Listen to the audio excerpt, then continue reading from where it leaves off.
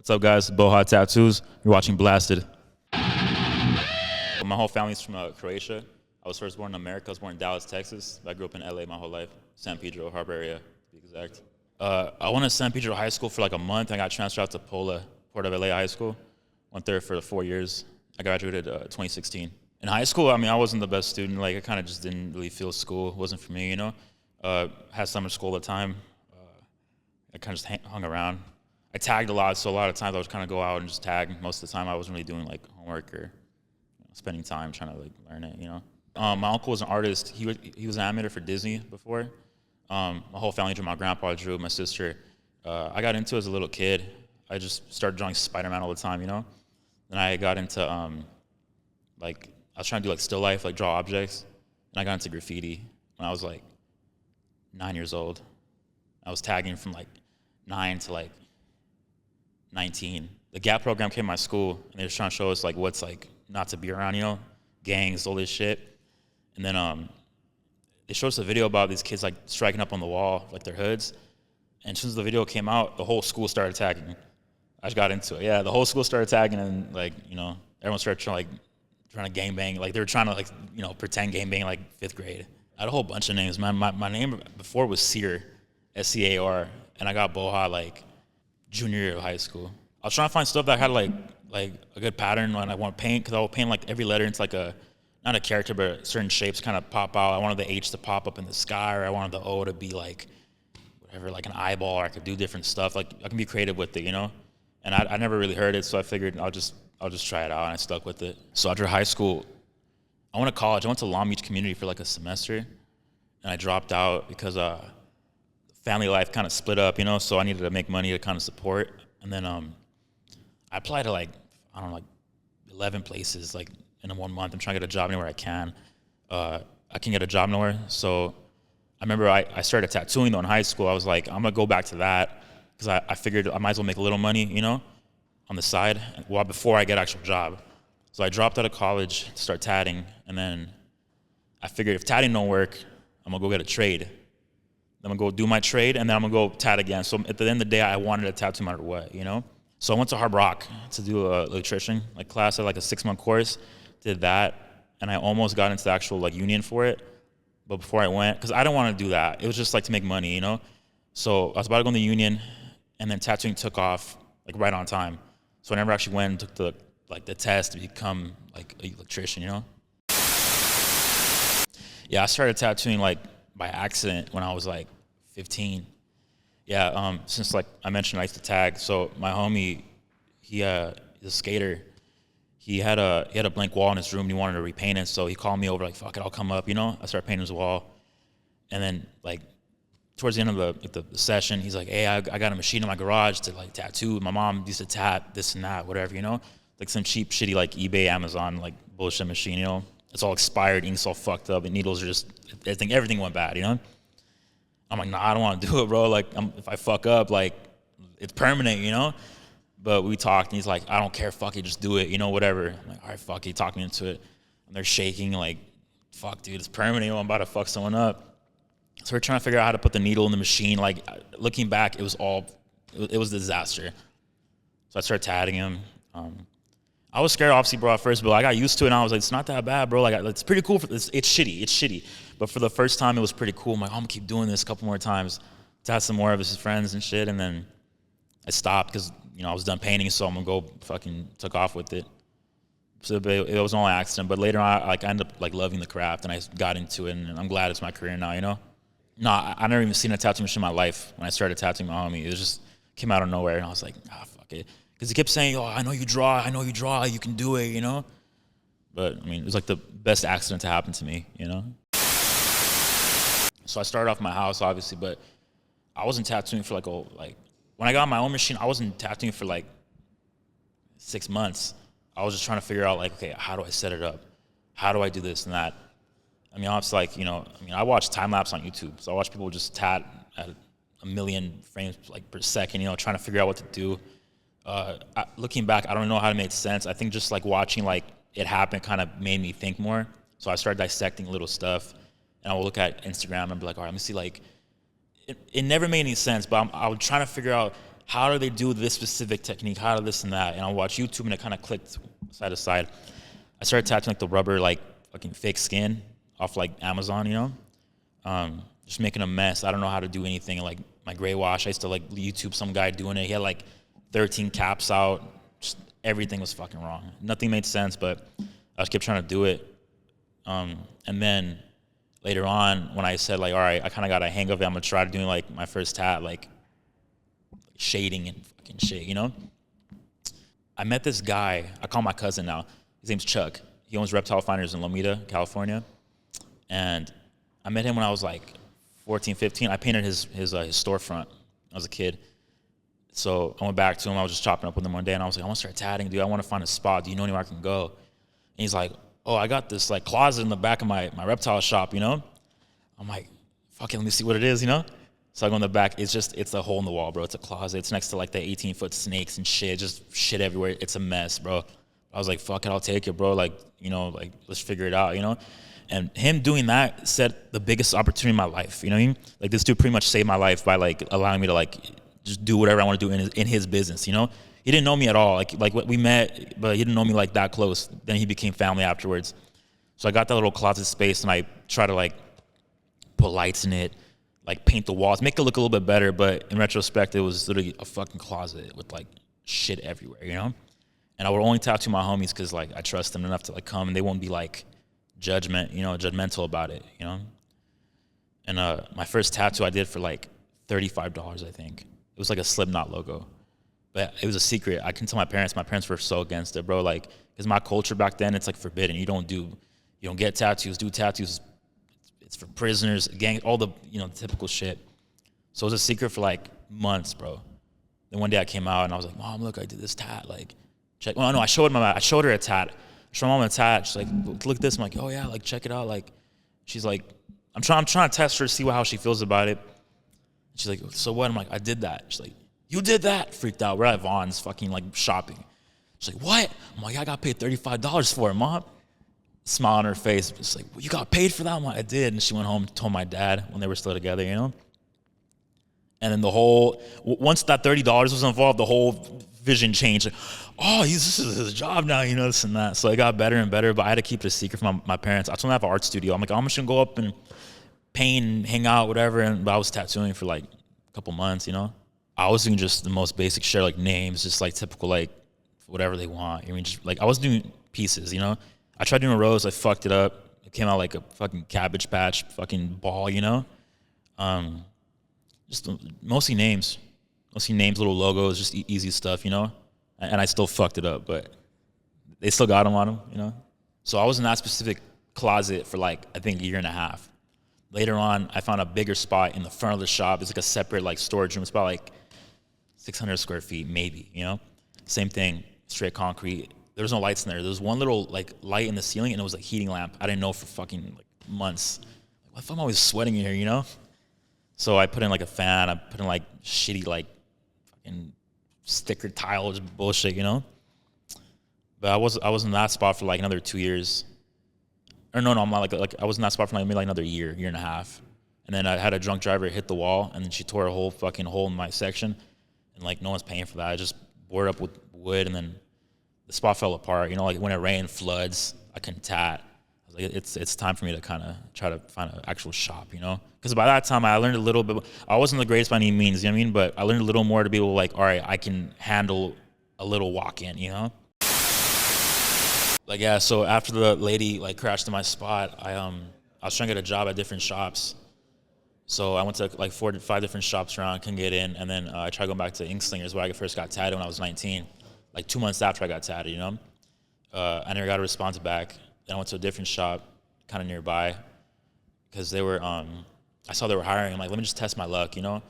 So I sent a DM to the owner, and I waited maybe like 2 weeks. But when I sent the DM, I forgot about it like instantly. Like, all right, I'm gonna just test my luck because Ink Slingers said no, you know? So I wake up like a few weeks later, and then I get a text and saying, oh, hey, you came like top 3 of the choice, and then it's a shop vote. So we'll let you know, you know? All right, cool. And it never happened. So then I was like, fuck it. And like, bro, magically, like, I was in my garage. I was trying to learn how to paint. So I'm, like, there in my garage just fucking around because I'm, like, I have no spot to tat. I'm not tatting no more, you know?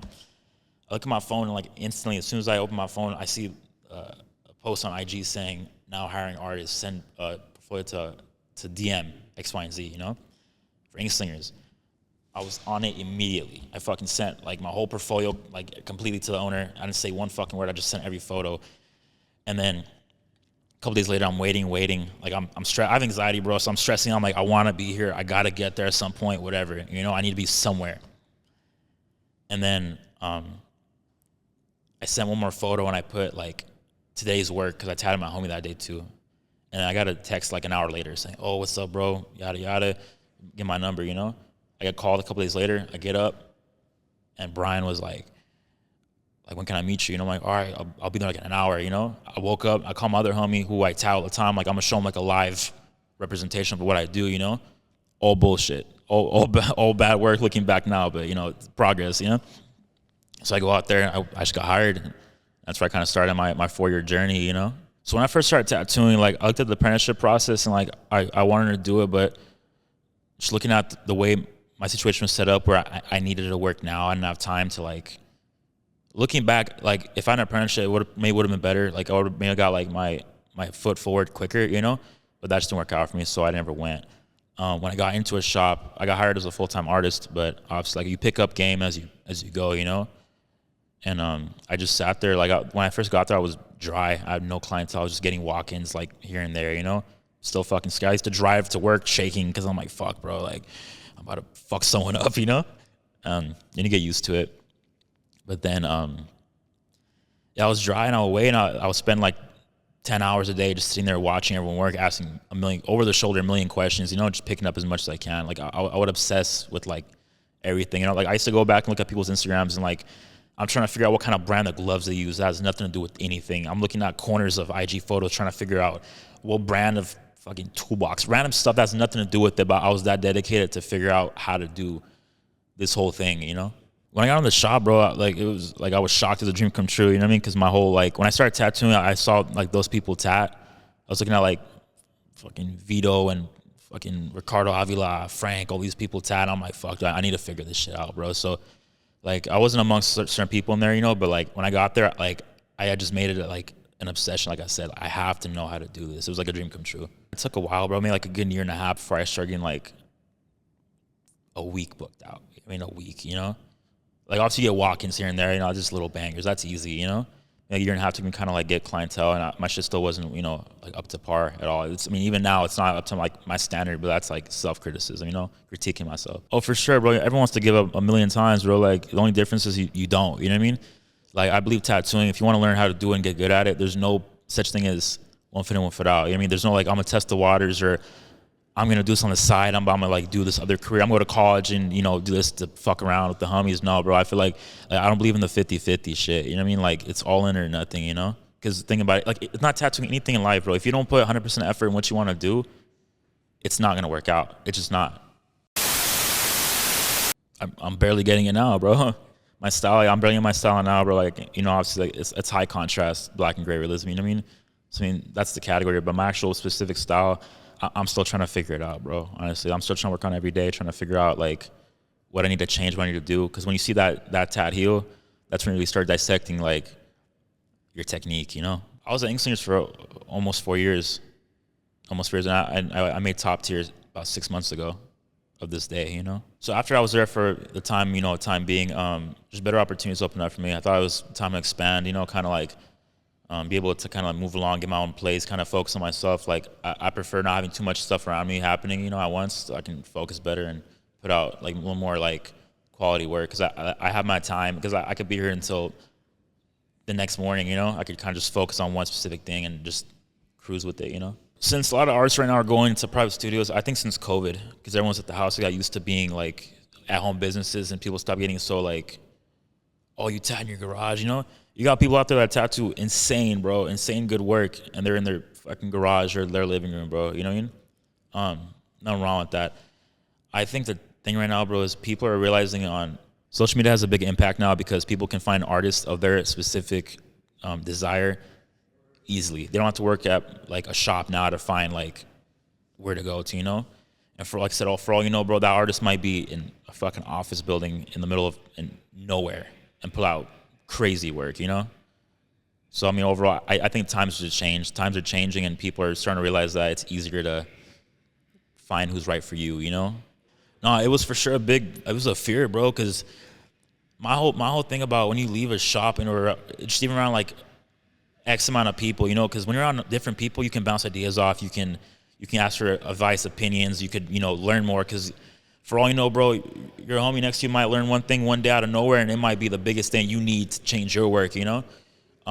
Yeah, it's for sure fear. My fear is getting comfortable, you know?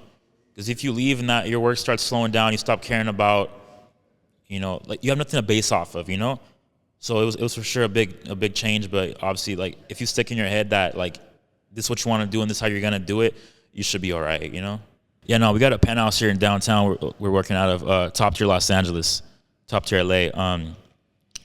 Been here for 6 months, bro, and we're going to see what the next move is coming up soon. Might get an even bigger place somewhere and get way more artists and make like a whole community of people. Private studio, though, of course, you know what I mean? So we'll figure it out. But it feels good, bro. It feels good to be able to kind of do your own thing and just make your own decisions and just kind of, you know, see what you got, you know, to offer. The benefits of being private, bro, is well, obviously private studio, you get privacy, you know, like people have anxiety like me. I don't like having too much things going around me. I don't like having too much noise and too much like activity, you know. So I like having my peace, you know, my quiet. I can take my time as much as I want. I can be here until the next fucking morning, you know. I think people like it too better, bro, because like I'm sure clients don't like being stared at too much or running around, you know. So especially when you're up here, you get to just you hang out, you talk, it's more one-on-one. You get more like a connection with the client because you guys can talk about God knows what all day long, you know, and I'll have to like worry about like, oh, I wonder like if I say a certain thing, like someone might like, you know, get offended or like question or like I might feel awkward or weird if someone hears me talk about my personal issues, you know, for sure. And then you can have as much freedom as you want. You do whatever you want. Like no one to like kind of like take orders from, you know, if that's what you're, you know, if your issue is kind of taking orders, then for sure tattooing, you know, private is like a better option for you, you know. Yeah, I mean, no, being private was, well, for one, it was like, it's kind of scary, bro, because like when you're used to being in a spot for so long, like the only shop I worked at was Inkslingers, you know, so to leave that was, especially that big of a name, you know, it was a little scary, but, you know, opportunities open up, you kind of got to take what you think, you know, will help you grow. My fear about being private was getting complacent, you know, because once you get comfortable, that's it for you. You're not going to get any better, bro. Especially if you're like, luckily I'm not alone. I got my buddy Major here, Major Tattoos. Check him out on Instagram as well. When you got someone with you to bounce ideas off of and kind of like, you know, get opinions and advice, because you might put a tat on that you think is like sick, like it's good, it's like well placed, but someone else might seem like, oh, it's crooked or whatever, you know? Yeah, I mean, for sure, it takes work to kind of figure out how to, like, for one, establish it. And I mean, even finding a location that works for you, it's you know, it's tricky because we didn't want to be like the average place, you know, like we got a penthouse, so we like having a little extra, you know, kind of like surprise, because you walk in and you're not expecting it tatted there, you know. I think that's one benefit about going private as well, going back to that. But yeah, man, the way you get into it, you kind of just find a spot, bro. Find a spot, make sure you're cool with it, and just go to work, bro. Have fun with it. Yeah, my first machines ever, bro, I bought a shitty Mickey Sharps off eBay. It was like a fake one, you know. It was like a little coil. Never used it on a person, though. Never tried using it because it just sounded like I would cut you in half, you know. My first actual like professional machine I got was a Bishop. I bought a Bishop V6. I found out it was a 4.2 stroke. I barely found out like last year. I didn't know what the fuck that meant, you know. I did that for a little bit, and then I got back into like coils. I got the actual Mickey Sharps. I got a micro dowel and a hybrid, and I was using the V6 for my bigger, like 15 mags, my 23s or whatever, you know.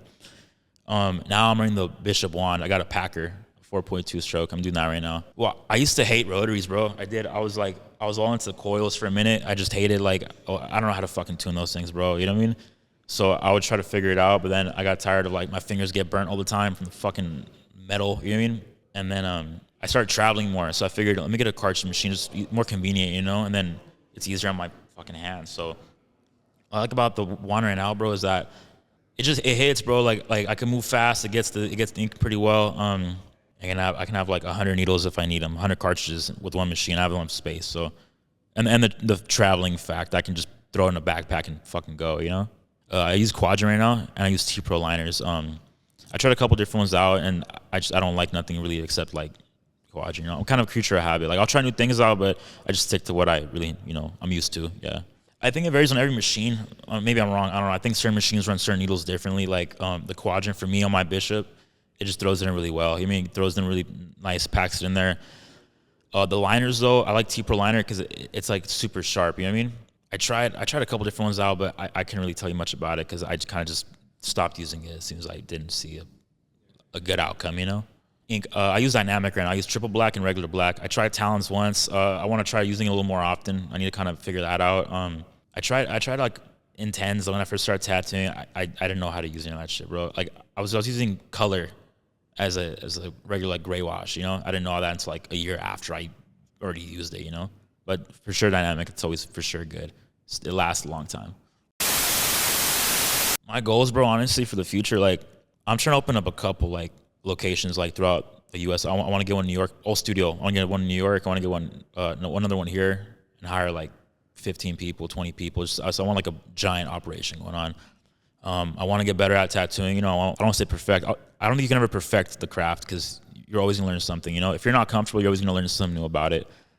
But for sure, get better, open some spots up, and just fucking keep working, bro. Like me personally, I just want to work until I fucking die. Like I don't see myself retiring at the moment, though. How I learn different techniques, bro, or kind of keep up with it is just, like I said, I'll see the tattoo heal. I'll see how it comes out. And I'm like, all right, well, that might not work out. Let me just try this. I don't know. I might turn the mag a little more at an angle and whip out a different direction. I'll just play with it. I'll try to figure it out myself, But I think as long as you have the fundamental basics of how to do X, Y, and Z, you're set, and whatever you kind of get after is kind of benefit, Yeah, no, there's a little secret I just found out. I don't know if it's a secret, but to me, it's new. You saturate the black after again. So we start doing this thing where like we'll dip our napkin in water and we'll just get the whole area just like beads of water, and we'll just pack black over that.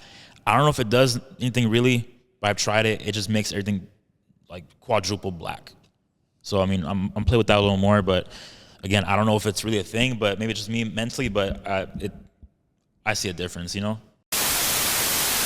best way to get in touch with me, bro, text my number, my bio, and my system will answer you. My sister Ruben will text you and give you the whole breakdown or whatever and figure it out with you. Yeah. My DMs are off too, so if you DM me, like it's more organized to just text the number and have my assistant handle everything for me. Because by the time I get back to you, bro, you might not hear from me for I don't know how long. I'm bad at replying, bro. Yeah. Sorry, guys. Yeah, sorry, guys. I'll book as much as I'm able to, bro, but I'm not that crazy. I think the most I've been out was like 2-3 months at a time, for the most part. Obviously, holidays hit, time change. You see everyone doing half off and this and that, So right now it's slow. Right now I'm in January right now. I got 1 month out right now. So it's a short way, bro. I'm not booked out crazy like that. So when you reach out to get an appointment, we require you send us obviously your name, because people will text saying I want to get tatted and not put any information to it. You know what I mean? We need your name. I prefer you send like a picture of the area you want, just because like, say you want to book like whatever, an upper arm, and it's like, oh, it's not that big of a space. All right, cool. It's a couple hours, like maybe 8 hours of a session. You come in and you're fucking Hulk Hogan, bro. Now I need 2 sessions, bro. Like just send the fucking photo, Obviously your idea, what you want. It's appreciated if you're open to suggestions or ideas, obviously it's like from the artist, that's always a plus. And a deposit, text assistant for prices. So when you come in with me, it's pretty regular stuff. Just come in, bro. Just please eat your fucking food before you come in. I'm tired of having people pass out and I have to pick them up dead weight, Just come prepared, bro. Just kind of don't be a dick, please. Don't start like being super crazy picky and like, I think we should move over to the left a little bit. Just let me do my job, I don't know, bring snacks if you want to distract. We have PS5 here, play fucking Call of Duty, or I don't give a fuck, bro. Just have fun, Honestly, bro, yeah, it's not really a thing yet for me, but, I'm not there yet for that, but it'd be great to have, like, straight projects. Like, I'm only going to start doing back pieces now, or, like, only large scale. I have a client committed. I want to do a whole body suit on one person, just straight one person, but up to date. It's like you do a tattoo today, and then in 3 years you do another tap. But that 3-year gap, your style is going to change completely. The quality, everything's gonna be different. So you're gonna have to match your old work, and it's gonna be like, fuck, you know? So I mean, I don't know. Hopefully one day I can get people like that come in, just get the whole thing done, you know? So most of the time, I don't prep tattoos until the day of, you know? That when you come in, it's fresh. So if you want to change your idea, and I spent hours trying to design your tat already, and you want to change it, like, well, fuck now, you know? Everything's done the day of.